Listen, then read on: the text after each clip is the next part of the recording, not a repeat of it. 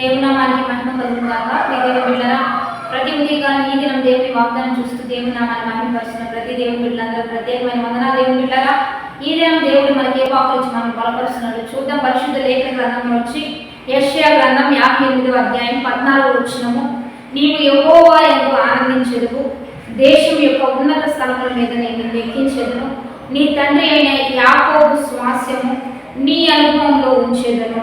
యెహోవా సెలవిచ్చిన వాక్కిదే. ఈరోజు దేవుడే మాట్లాడుతున్నాడు. దేవుని బిడ్డారా, ఏమని మనతో మాట్లాడుతూ ఉన్నాడంటే, నీ విధేయతను చూసి, నీ భక్తిని చూసి, నీ విశ్వాసాన్ని చూసి, నీవు ఉదయకాలమే దేవుడి యొక్క వాక్కు కొరకు ఎదురు చూసి ఆశను బట్టి దేవుడు ఏమంటున్నాడంటే, నీవు యెహోవా యందు ఆనందించదు. నీ జీవితం అంతా దేవుడు ఆనందింపజేసే విధంగా సంతోష ఉల్లాస వస్త్రములు ధరింపజేస్తానని వాగ్దానం చూస్తున్నాడు. దేవుని బిడ్డారా, ఇది ఎప్పుడంటే యెహోవా యందే దేవుని కలిగి ఉన్నప్పుడే ఈ ధన్యత నీకు వస్తుంది.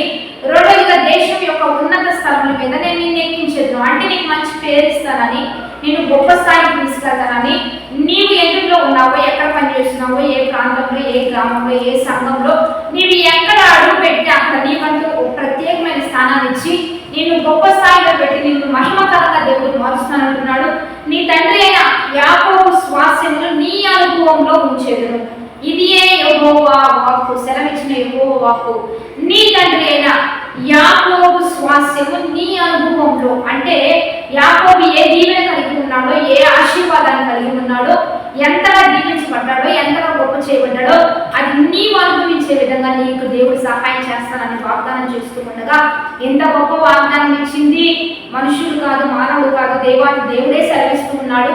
కాబట్టి ధైర్యం తెచ్చుకో, విశ్వాసంతో నీ పనుల్లో ముందుకు కొనసాగు, నీ విశ్వాస యాత్రలో ముందుకు కొనసాగు, నీ ఆత్మీయతలో ముందుకు కొనసాగు. వాగ్దానం చేసిన వాడు ఖచ్చితంగా నెరవేర్చేవాడు కనుక ఈ వాగ్దానం పొందుకునేంత వరకు ప్రార్థనాపూర్వకంగా ఉంటూ, దైవికంగా దీవించబడుతూ, ఈ భూమి మీద ఆశీర్వాదకారకంగా ఉంటూ, నిత్యరాజ్యంలో కూడా మనకంటూ మంచి స్థాయిని పొందుకుంటూ దైవికంగా ముందుకు కొనసాగుదాం. ప్రార్థన చేద్దాం. పరిశుద్ధ మహోన్నతుల గొప్ప దేవ, ఈ దినం మీరు మాకు ఇచ్చిన బలమైన వాక్కు వచ్చిన బట్టి నీ మహిమ, ఎంతమందితో మీరు మాట్లాడుతున్నారో వారందరూ నీలో ఆనందించాలి, వారందరూ గొప్ప స్థాయిలో ఉండాలి, వారందరూ యాకోబు యొక్క స్వాస్యం అనుభవించు వారిగా, గొప్పవారిగా, ఉన్నతమైన వారిగా మీరు హెచ్చిస్తూ ఈ నామానికి మహిమ తెచ్చుకోమని ఈరోజు బాడేస్ మేనేజ్ చేసినప్పుడు మాకు దీవెనలు ఇవ్వయ్యా. వృత్తి, వ్యాపారాలు, చేతి పనులు, చదువులు, ఉద్యోగాలు, ఏ డిపార్ట్మెంట్స్ ఉన్నాయో ప్రతి డిపార్ట్మెంట్ని దీవించండి, ప్రతి ఒక్కరిని ఆశీర్వదించండి, ప్రతి ఒక్కరిని గొప్ప చేస్తుంది నామానికి మహిమ తెచ్చుకోమని ప్రభువైన యేసు నామమున పేరు అడిగి వేడుకొని ప్రార్థిస్తూ నామ గొప్ప తండ్రి, ఆమె. మంచి లైక్, షేర్, కామెంట్ చేస్తూ 10-20 మంది పంపిస్తూ దైవికంగా సిద్ధపడండి.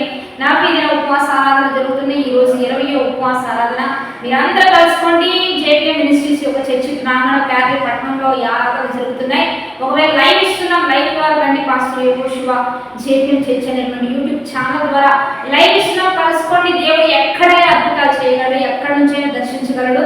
కాబట్టి యావత్ ప్రపంచానికి పిలుపునందిస్తూ మీరందరూ రండి, మీరందరూ కలుసుకోండి. మనందరం కలిసి దేవుని నామానికి మహిమకరంగా జీవిద్దాం, గొప్ప చేద్దాం.